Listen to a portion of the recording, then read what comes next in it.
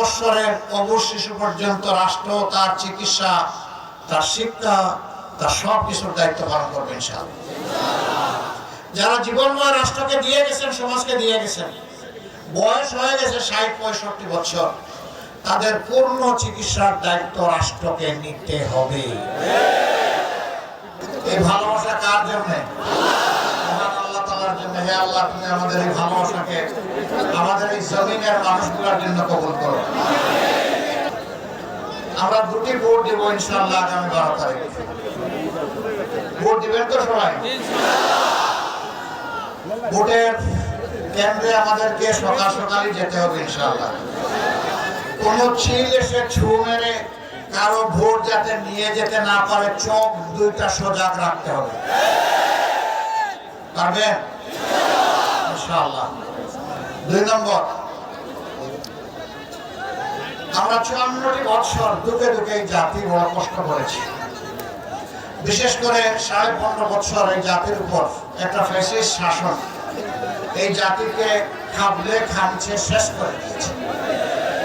আমাদের অর্থনীতি শেষ, আমাদের বিচার বিভাগ শেষ, আমাদের সব সাংবিধানিক প্রতিষ্ঠান শেষ, ব্যাংক, বিমা, কর্পোরেশন, সেক্টর, ইন্ডাস্ট্রি সবগুলোকে বসিয়ে দেওয়া হয়েছে। লুটতরাজ করে দেশের টাকা বিদেশে পাচার করা হয়েছে। আপনাদের এইখানেও কোনো লোক এরকম ছিলেন না? সাবেক প্রধানমন্ত্রীর খুব কাছের লোক এখানে ছিলেন তো? হ্যাঁ, আপনারা তাদেরকে ছোটবেলায় দেখেছেন, মধ্য বয়সেও দেখেছেন, শেখ হাসিনার সঙ্গী হিসাবেও দেখেছেন, আর এখনো হয়তো দেখছেন কি দেখছেন না আমি জানি না। মাগুরাবাসী, এটা পৃথিবীর ইতিহাসে একটা লজ্জাজনক ঘটনা। একটা দল সবসময় মুক্তিযুদ্ধের কথা বলেছেন, আমরা মুক্তিযুদ্ধকে 1000বার সম্মান করি, কিন্তু যুদ্ধকে আমরা ব্যবসা হিসেবে দেখতে চাই না। আমিও এক শহীদ মুক্তিযোদ্ধা পরিবারের সন্তান। আমার যে ভাই জীবন দিয়ে গেছেন, আমি বিশ্বাস করি তারা বাংলাদেশের মানুষের মুক্তির জন্য জীবন দিয়েছিলেন। কোন দল, কোন গোষ্ঠী, কোন পরিবারকে রাজার অথবা রানীর সিংহাসনে বসানোর জন্য সেদিন তারা লড়াই করেননি। তাদের এই লড়াই ছিল আপমর জনগণের মুক্তির জন্য।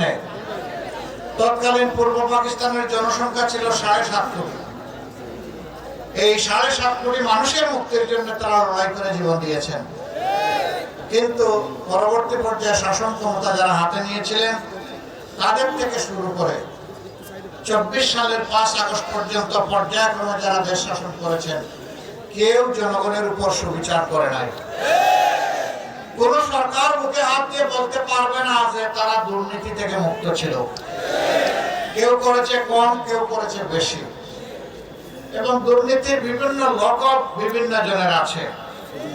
আল্লাহর মেহেরবানি আমরা কখনো এককভাবে অথবা সংখ্যাগরিষ্ঠ প্রতিনিধিত্ব নিয়ে আমরা দেশ শাসনের সুযোগ পাই নাই। 2001 থেকে 6 আমাদের 2 জন শীর্ষ দায়িত্বশীল 3টা মন্ত্রণালয়ের দায়িত্ব পালন করেছেন তখনকার জোট সরকারের সময়। সেই সময়ের দুর্নীতিতে এই দেশের পরিচয় কি ছিল এটা আমার বলার দরকার নাই, কিন্তু এই 2 জন মন্ত্রীর 20টা আঙ্গুল ছিল সম্পূর্ণ স্বচ্ছ এবং পরিচ্ছন্ন। আমরা তোমাদের হাতে কোনো বেকারের ভাতা তুলে দেব না, আমরা তোমাদেরকে অপমানিত করতে চাই না, আমরা তোমাদেরকে মর্যাদাবান নাগরিক হিসাবে তুলে ধরতে চাই। আগামীর বাংলাদেশটাই তোমাদেরকে উপহার দিতে চাই। বেকারের হাত দিয়ে কেউ দেশ চালাতে পারবে না। এই জন্য প্রত্যেকটা হাতকে দক্ষ হাত হিসাবে আমরা গড়ে তুলবো ইনশাআল্লাহ। সেই হাত হবে দেশ গড়ার কারিগরের হাত, সেই হাতে চলে যাবে মর্যাদার কাজ। বেকার ভাতা না মর্যাদা? কাজ না বেকার ভাতা? ইনশাআল্লাহ আমরা ইতিমধ্যে ঘোষণা করেছি 5 বছরের অবশ শিশু পর্যন্ত রাষ্ট্র তার চিকিৎসা, তার শিক্ষা, তার সব কিছুর দায়িত্ব পালন করবে ইনশাআল্লাহ। যারা জীবনময় রাষ্ট্রকে দিয়ে গেছেন, সমাজকে দিয়ে গেছেন, বয়স হয়ে গেছে 60-65 বছর, তাদের পূর্ণ চিকিৎসার দায়িত্ব রাষ্ট্রকে নিতে হবে। সম্মানিত ভাইরা, মাঝখানে যারা তারা কি হবেন? তারাও চিকিৎসা পাবেন। তারা যেহেতু কর্মক্ষম, এই জন্য হয় ইন্স্যুরেন্সের মাধ্যমে পূর্ণ চিকিৎসা নিশ্চিত করা হবে, অথবা ন্যায্যতার ভিত্তিতে তাদেরকে মানসম্মত চিকিৎসা দিতে রাষ্ট্র দায়িত্ব থাকবে। জায়গায় জায়গায় এক সময় গর্বের শিক্ষা প্রতিষ্ঠান ছিল, এখন নাম আছে, গর্ব নাই, গৌরব উদয় হয়ে গিয়েছে। আগে এত সার্টিফিকেট, এত ভারী ভারী ওজনদার সার্টিফিকেট আসতো না। একটা স্কুলে 1-2 জন ফার্স্ট ডিভিশনে পাস করলে ওদেরকে দেখার জন্য মানুষ আসতো। এখন লটে লটে এ প্লাস, যদি বলা হয় এ প্লাস বানান করো, আসমানের দিকে তাকায় থাকে। এটা কি তাদের দোষ? এটা আমাদের শিক্ষা ব্যবস্থার গলদ এবং সরকারের দোষ। সরকার মা বাপের দায়িত্ব পালন করলে এটা হতো না। কেমনে পালন করবে রে ভাই? নিজের সবগুলো যে বিদেশে পাঠাই দিছে লেখাপড়া করার জন্য, পরের সন্তানের জন্য এদের কোনো দরদ থাকবে? আমাদেরকে আল্লাহ সামর্থ্য দিয়েছিলেন, কিন্তু বিদেশে পাঠাই না, এই দেশেই বলেছি এখানেই শিক্ষা নিতে হবে। এদেশে আমাদের জন্ম, এই দেশ নিয়ে থাকবো, এই দেশের মাটি এবং মানুষকে ভালোবাসবো। বসন্তের কুকুর হয়ে ঘোরাফেরা করবো না। নিরাপদে নিজেদের সন্তানকে বিদেশে পাঠিয়ে বাংলাদেশে বড় গলায় রাজনীতি করার এই কাজ আমরা করবো না।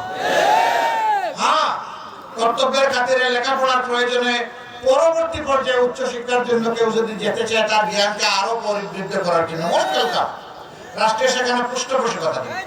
কিন্তু একেবারে নারী থেকে গুড়ার থেকে নিজের সন্তানকে নিরাপদে রেখে দেশের সন্তানগুলোকে মৃত্যুর মুখে ঠেলে দেওয়ার এই কাজ আমরা করবো না। দোয়া করেন আমরা যেন দায়িত্ব নিতে পারি।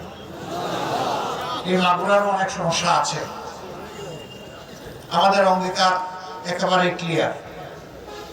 যে এলাকা গত 54 বছরে যত বেশি বঞ্চিত হয়েছে, সেই এলাকায় রাষ্ট্রের সম্পদ প্রথমে উন্নয়নের জন্য চলে যাবে ইনশাআল্লাহ। দাবি দেওয়ার ভিত্তিতে নয়, মামা খালুর টেলিফোনে নয়, ন্যায্যতার ভিত্তিতে ইনশাআল্লাহ সেই উন্নয়ন হবে।